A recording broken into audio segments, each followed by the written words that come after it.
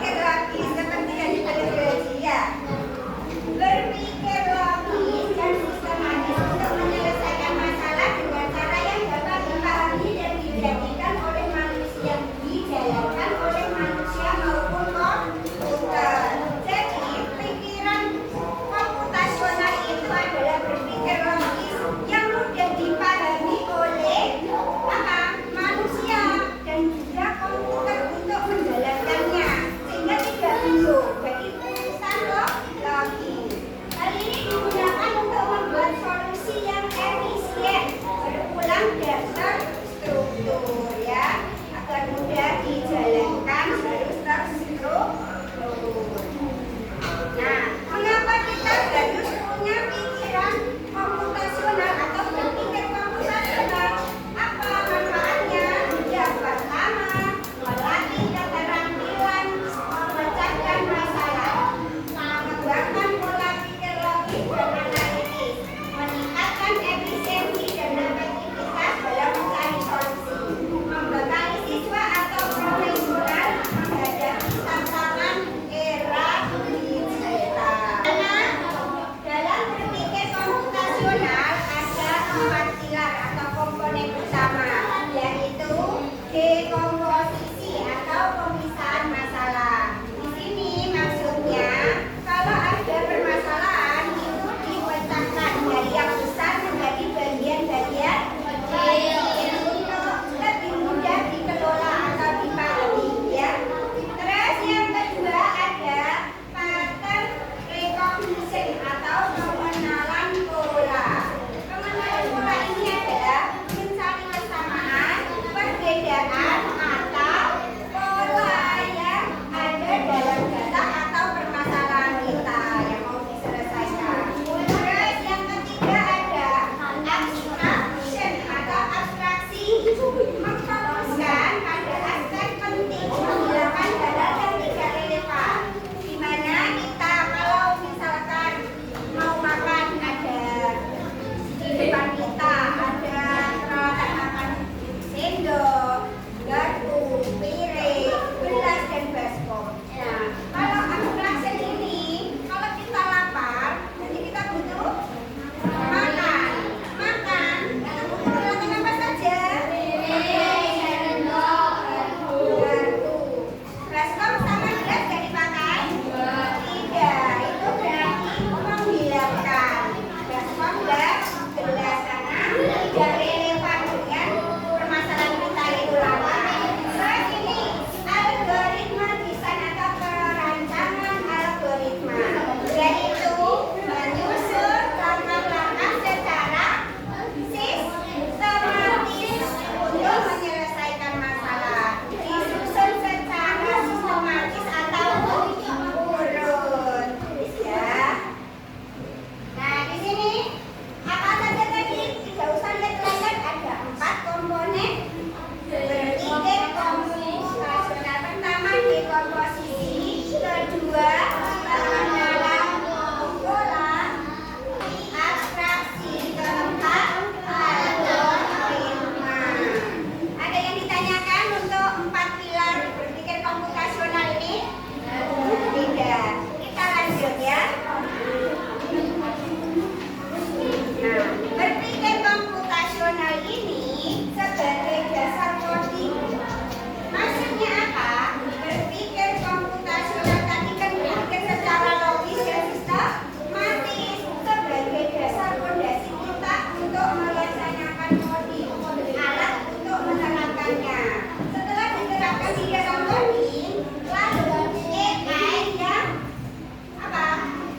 Menghasilkan lanjutan dari penerapan logika dan algoritma. AI itu hasilnya ya. Jadi berpikir komputasional itu menjadi fondasi atau dasar kita dalam melakukan coding atau kecerdasan artifisial. Semangat untuk lanjut pembelajaran. Dapat semangat.